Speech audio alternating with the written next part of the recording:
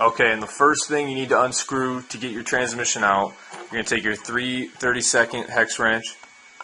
These two here, 1, 2, with that wrench. Then there's 2 screws down there. You can see them right through there. Those 2 need to come out as well. Make sure you keep track of everything. Then you're going to take your 1/16 and this one and that one. Those need to come out. And underneath, these need to come out. Once you get all those out, you can kind of pop the transmission out. I'm going to take them out right now and I'll show you how it's done. Alright guys, you can see I got my screws out here, the ones I just mentioned to you. And to get this out, it's pretty simple. All you want to do is just push on the bottom of that transmission casing right there, and the whole thing is going to come out like so. So now you got your transmission out, and we can go to the next step. Alright, next step to getting your transmission out is you're going to want to take apart your slipper clutch. And this little hex driver actually comes with your SC10 kit. You obviously don't have to use that one, but you just want to unscrew this here. With your slipper, make sure you keep track of all your parts. You definitely don't want to have to replace any of this stuff. Screw, spring, and this whole thing is going to come off like so. Alright guys, and the next step is going to be getting the motor plate off. So you want to take out these screws that hold the motor together with a little washer on it.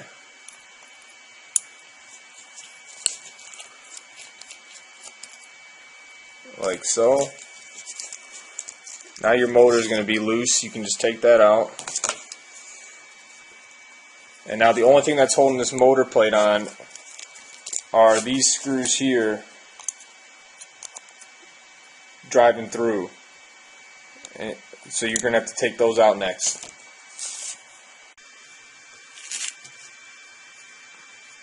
Alright, you can see that I got my screws out of the transmission. There's actually 4 screws. You're seeing them right there. 1, 2, 3, and 4. I actually lost one somewhere. There's going to be 2 or 3 with the washers on them, like those 2 you see there. Then there's going to be 1 long one that goes through this thing here. I actually lost one. I'll have to replace that. Hopefully that doesn't happen to you, but it does happen. You can work this with just the 2 or just the 3 total screws, but I don't recommend it. So I'll have to replace that one. When you do get those screws out, you can wiggle this part off here, and then now we just need to unscrew.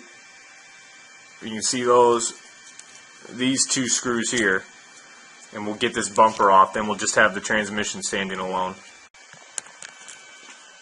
Alright guys, I got my transmission just standing alone by itself here. As you can see, there is one more screw on the bottom that doesn't drive into the motor plate like the other ones we pulled out of the transmission, but make sure you take that one out too.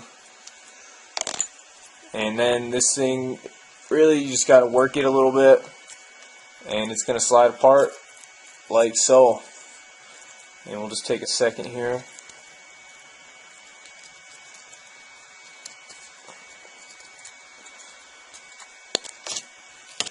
Pop it out. Alright, this is your gear differential, and these are transmission gears here. This is what you definitely need to open up, and I'll show you how to refill it with grease or oil. These just need a dab of grease, if that. Then there's some bearings in here as well. Alright, here's a look inside your transmission case. You see a bearing right there, another bearing there. On the other side, there's a bearing in there. There should be a bearing in there. However, it got stuck on my output drive there. My output drive's bent, so I can't get it off. Not a big deal, we can still lube it up. And then also, this gear here that sits there has 2 bearings in it. So all those need to be oiled. That's key to opening it up.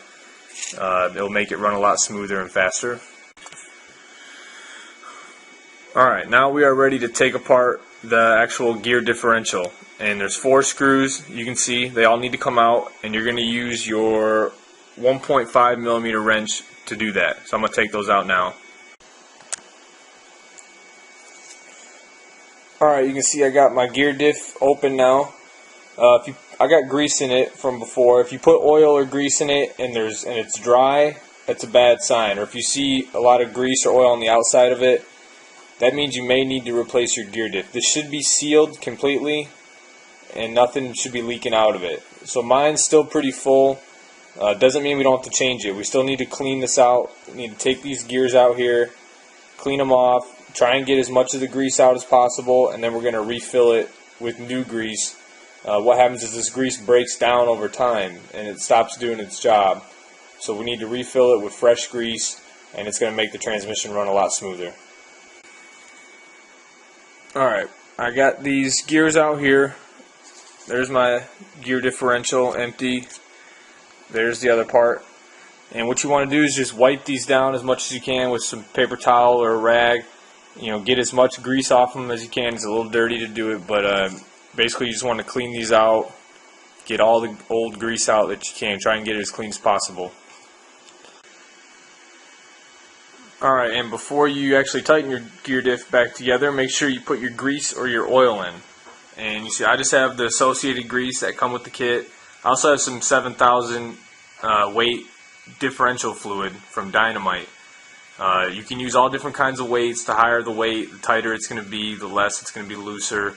And with the grease, I usually fill it all the way up, but if you want to make it a little bit looser, you can use a little bit less grease. I usually fill it all the way up to get the diff action I like at my track.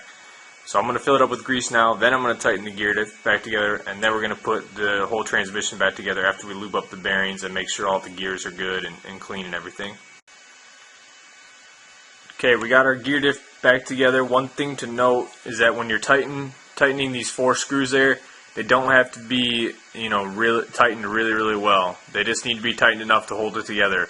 So you kind of soft tighten them up. You can break something if you over tighten them, or it could get too tight and cause some bad diff action. So just lightly tighten those up, and then now we are going to lube the bearings that I mentioned earlier. We're also going to put a tiny amount of grease on the top shaft gear. Just a little dot. You don't want to do too much. If you some people put grease all in their transmission, and it's going to slow your car down a lot. You just want to put a dab of grease, a small dab of grease on this gear. It will trickle down to the other gears and make it a little bit smoother. So not a lot, just a little bit there. And after we're done with that, we're going to tighten everything back up together, and we're going to pop it back in the car.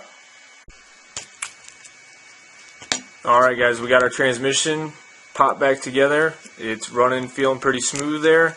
We're going to put in this small screw first.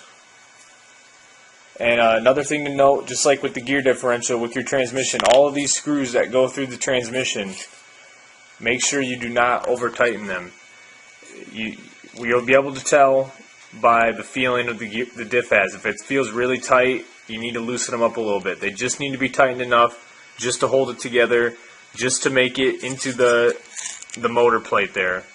So do not over tighten your diff screws. It's a good way to crack your transmission case if you over tighten. So just a little warning. I'm not going to show you how to put the whole thing back together. If you need to know, you can rewind the video and look how I took it apart. It's pretty simple.